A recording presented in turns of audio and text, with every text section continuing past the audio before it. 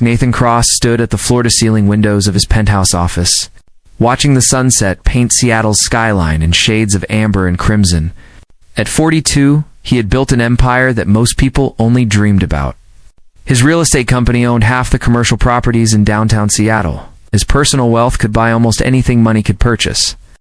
Yet, as he stood there alone, surrounded by expensive furniture and meaningless awards, he felt nothing. No joy, no excitement, just the cold satisfaction of another. Successful day measured in numbers and contracts. He had trained himself to see the world through a lens of pure logic. Emotions were weaknesses that clouded judgment. Relationships were transactions with costs and benefits. Even his employees were simply resources to be managed efficiently. This philosophy had served him well in business, transforming a small investment firm into a real estate powerhouse within 15 years. But it had also left him isolated, surrounded by people who respected his money rather than the man behind it. His personal assistant, Olivia Carter, had been working for him for 8 months. She arrived every morning at 7 sharp, her dark hair pulled back in a neat bun. Her simple but professional clothes always clean and pressed. She organized his chaotic schedule with remarkable precision, never forgot a single appointment, and handled difficult clients with a patience that impressed even Nathan. Her work was flawless, her demeanor always calm and respectful. She was exactly the kind of employee he valued most. Efficient and invisible, Nathan rarely looked at her beyond what was necessary for giving instructions. He did not know where she lived, what she did on weekends, or what dreams kept her awake at night. These details seemed irrelevant to their professional relationship. She was a component in the machinery of his business, important but replaceable if she ever stopped functioning properly. It never occurred to him to wonder if there might be more to her story than the polished surface she presented each day. The office occupied the entire 20th floor of the Cross Tower, a building Nathan had developed 5 years earlier. Glass walls offered views of Elliott Bay and the distant Olympic Mountains, though Nathan rarely paused to appreciate them. His desk was made of imported walnut, always perfectly organized, with not a single paper out of place. Diplomas from prestigious universities lined the walls alongside photographs of Nathan shaking hands with senators, mayors, and business leaders. Everything in that space communicated success, power, and absolute control. Olivia worked at a smaller desk just outside his private office, serving as the gatekeeper between Nathan and the chaos of the outside world. She filtered phone calls, managed unexpected visitors, and kept problems from reaching him unless absolutely necessary. She was so good at her job that Nathan sometimes forgot she was even there, which was exactly how he preferred it. Their interactions followed a predictable script of brief questions and efficient answers. Never straying into personal territory, that Tuesday morning began like any other in Nathan's carefully controlled routine. He arrived at exactly 7:15, carrying his usual black coffee from the expensive cafe downstairs, already reviewing emails on his phone as he walked. Olivia was at her desk with her customary professional smile, a detailed schedule for the day printed and waiting on his desk. Her greeting was polite and brief, exactly as it should be. Nathan nodded without really looking at her, took the schedule, and closed his office door as he always did. The morning passed in a blur of conference calls and contract negotiations. Nathan reviewed financial projections for a new development project, argued with contractors about construction delays, and rejected 3 different design proposals for a shopping complex. By 1 in the afternoon, he needed a break from the endless stream of decisions. He stepped out to the small kitchenette on their floor to refill his coffee, his mind still churning through the numbers from the last presentation. That was when he noticed something unusual on Olivia's desk. A clear plastic container sat next to her computer, completely empty. There were no crumbs, no sauce stains, no evidence that food had ever been inside. The container was spotless, as if someone had scrubbed it clean with obsessive care. Nathan frowned, puzzled by this odd detail that seemed out of place in their normally perfect office environment. He glanced at the clock on the wall. It was past 1, well into the lunch hour. Olivia was not at her desk. It's probably in the restroom. Something about that empty container created an uncomfortable feeling in Nathan's chest, a sensation he could not immediately identify. Why would someone keep an empty container sitting out like that? Why not simply throw it away or put it in a bag? The questions nagged at him with surprising persistence. Curiosity, an emotion he normally suppressed in business contexts, began to stir in some forgotten corner of his mind. Without fully understanding why, Nathan found himself moving closer to Olivia's desk. Drawn by a mystery that demanded to be solved, he looked down the hallway to make sure Olivia was not returning, then picked up the container. It was cheap plastic, the kind sold at discount stores for a few dollars. Nothing special about it at all. But as he examined it more closely, Nathan noticed something tucked into the bottom corner. A small piece of paper, folded carefully and pressed flat against the plastic. His heart began beating faster, though he could not explain why. He glanced toward the hallway again, confirming he was still alone, then carefully removed the paper and unfolded it.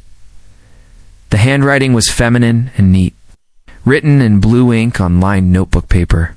Nathan read the words once, then again, then a third time, unable to fully process what they revealed. Someday, I will have a better life, but for now, I am grateful for what little I have. Because of my mother's medical bills, I cannot afford to spend anything on myself. God will reward me when the time is right. The note was signed simply with the letter O. Nathan's hands trembled as he held the paper. He read it a fourth time, searching for some detail he might have misunderstood, but there was no mistake possible. These words, written with such humble dignity, revealed a reality he had never considered. Olivia was not bringing lunch because she could not afford to buy it. That empty container was not carelessness or forgetfulness. It was the silent evidence of daily sacrifice. A reminder to herself of better days ahead. She arrived every morning looking professional and put together. But behind that carefully maintained appearance, she was fighting a brutal financial battle. How many days had she worked on an empty stomach? How many times had she smiled while taking his orders, when she probably wanted nothing more than a hot meal? The questions hit Nathan one after another, cracking open the armor of indifference he had built over decades of focusing only on business success. For the first time in many years, Nathan Cross felt small, despite his massive fortune. The note was still in his hand when he heard footsteps approaching down the hallway. Quickly, he refolded the paper and slipped it into his jacket pocket, placing the container exactly where he had found it. Olivia appeared moments later, carrying a folder of documents that needed his immediate review. She apologized for the slight delay, explaining that the printer on the third floor had been occupied. Nathan looked at her as if seeing her for the first time in 8 months. Her brown eyes held a spark of determination he had never noticed before. Her hands, thin but strong, gripped that folder with the same dedication she probably used to care for her sick mother. When she spoke, her voice was steady and professional, giving no hint of the suffering she carried silently. "No problem, Olivia. Just leave them on my desk," Nathan replied, his voice sounding strangely rough even to his own ears. She nodded and stepped into his office briefly to deliver the documents. When she returned to her desk and resumed working at her computer, Nathan remained standing near his office door. Watching her from an angle she could not see, he observed as she took the empty container and carefully placed it in her bag, handling it as if it were something precious that could not be left behind. That simple gesture confirmed everything the note had revealed. This was not carelessness. This was dignity in the midst of scarcity. This was maintaining appearances when inside she was probably collapsing from hunger and worry. Nathan felt something new and terrifying growing in his chest. Guilt, shame, a mixture of emotions he did not know how to name or manage. He returned to his office and closed the door. But this time he could not concentrate on the documents in front of him. The note in his pocket weighed on him like lead, reminding him that in his obsessive pursuit of success, he had forgotten something essential. He had forgotten that the people around him also had stories, dreams, and pains that money could not always see or solve. The rest of that afternoon passed in a strange fog for Nathan. He signed documents without reading them completely, responded to emails with automatic replies, and canceled an important meeting claiming sudden illness. It was not entirely a lie. Something inside him had been shaken violently, like an internal earthquake rattling the foundations of his existence. The note stayed in his pocket, burning his consciousness every time his fingers brushed against the fabric of his jacket.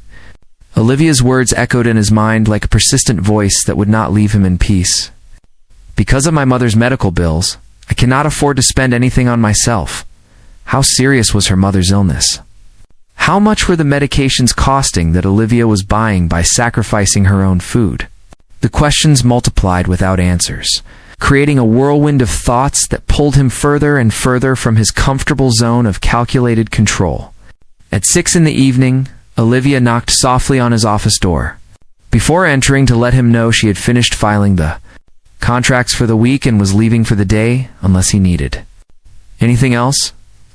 Nathan looked up at her with new intensity, trying to read in her face some sign of the suffering she was hiding. But she maintained a serene expression, almost cheerful, as if nothing weighed on her slim shoulders. Something in Nathan broke in that moment, a wall he had built brick by brick over years of choosing money over human connection. He could not let her walk out that door without acknowledging what he had discovered, without somehow beginning to make things right. "Olivia, wait a moment," he said, surprising even himself with those words. She paused by the door, waiting patiently with that professional demeanor that now seemed heartbreaking rather than merely efficient. Nathan searched his mind for something appropriate to say, something that would not reveal he had invaded her privacy by reading that note. The words came slowly, carefully chosen to sound casual rather than intrusive. "How is your mother doing? I think you mentioned some time ago that she was having health problems." It was a partial lie.